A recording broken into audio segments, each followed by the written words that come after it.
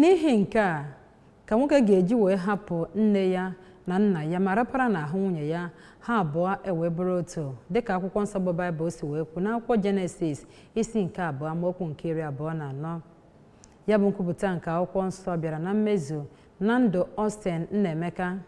nke ụlọ mgbasa ozi Anambra Broadcasting Service ABS nakwado ya n'obi bụ Chinaza Miracle Amos dịka ha jikọrọ aka alụmdi na nwunye ma kwekọrịta onwe ha nkwa ịhụnanya nakwa ịdị uchu maka ọdịmma onwe ha. onye ọrụ anyị bụ Ifunanya Nwankwọ gara ya bụ agbamakwụkwọ maka ọrụ anyị akụkọ ka o si wee gaa.